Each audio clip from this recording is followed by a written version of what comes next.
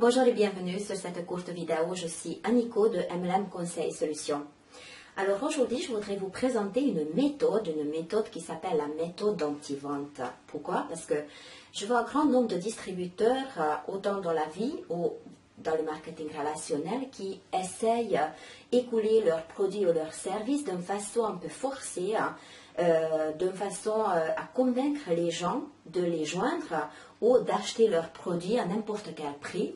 Donc la méthode utilisée peut marcher sur le court terme parce que les gens ils vont remarquer à un moment donné que le produit ne leur convient pas ou le service non plus.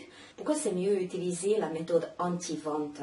La méthode anti-vente, en fait, c'est une méthode là où on est plutôt là pour guider des gens, pour expliquer quelque chose qu'on est en train de tester, on est en train de faire. Donc, en fait, en quelque sorte, partager notre expérience. On cherche quelqu'un qui a besoin, qui peut avoir besoin de nos produits ou notre service. Et on commence vraiment à y intéresser par cette personne, par ses envies, par ses réels besoins.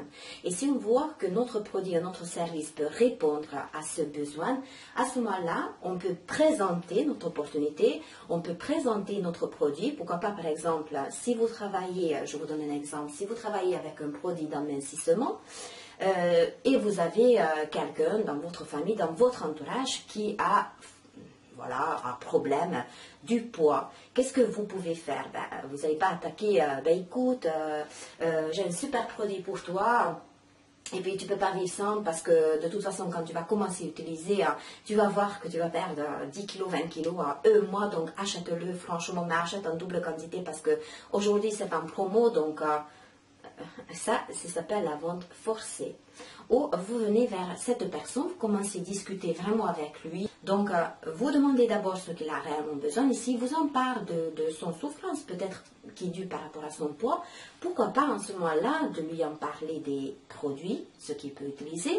Si vous avez par exemple des photos, parce que c'est mieux utiliser les produits, ce que vous vendez ou que vous commercialisez, de les utiliser par vous-même, comme ça vous allez partager avec lui votre expérience. Par exemple, si vous travaillez avec des cosmétiques, montrez une image avant-après. Si vous travaillez avec des produits amincissement, montrez les images avant et après pour lui donner vraiment un aperçu, résultat, ce qu'il peut avoir lui aussi en un espace de temps. Si vous êtes dans les opportunités, si vous me suivez depuis un petit moment, vous savez que je travaille plutôt maintenant dans les opportunités, ce qu'on s'appelle des MLM d'investissement. Donc, de mon côté, et je vous conseille aussi, si vous travaillez dans ces systèmes-là, de présenter votre opportunité pas à la façon ce qu'on est habitué. Donc, envoyez les emails en présentant votre opportunité comme une opportunité à ne pas manquer, comme une opportunité vraiment ce qu'on ne peut absolument pas louper. Il faut à tout prix qu'on s'inscrive. Présentez votre opportunité seulement après, quand vous l'avez déjà testé. Donc, testez d'abord l'opportunité, présentez-la, parlez toujours de votre expérience et n'oubliez jamais que dans toutes les opportunités, il y a des choses qui sont positives, il y a des choses qui sont négatives, il y a toujours des petits problèmes.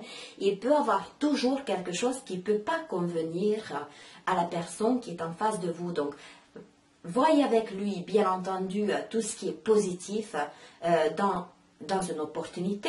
Dites-lui aussi s'il y a des points négatifs. Prévenez-le toujours de la manière ce que vous avez appris, ce que vous avez aussi suivi comme chemin. Et vous le savez aussi que peut-être vous avez eu des soucis, des désagréments, des allergies ou je ne sais pas quoi dans votre activité avec vos produits ou avec votre opportunité. Donc, en relevant un problème, en portant une solution sur ce problème, votre client, votre partenaire, il sera content. Donc, restez un bon guide. Regardez toujours la personne qui est en face de vous. Demandez-lui ce qu'il a réellement besoin. Ne forcez pas quelqu'un d'acheter vos produits ou de joindre votre opportunité parce que de toute façon, même s'il est convaincu au début, mais il n'est pas rassuré à 100%, cette personne il va partir très très vite de votre réseau. Sur ce, je vous souhaite une excellente réussite dans votre travail et à très bientôt.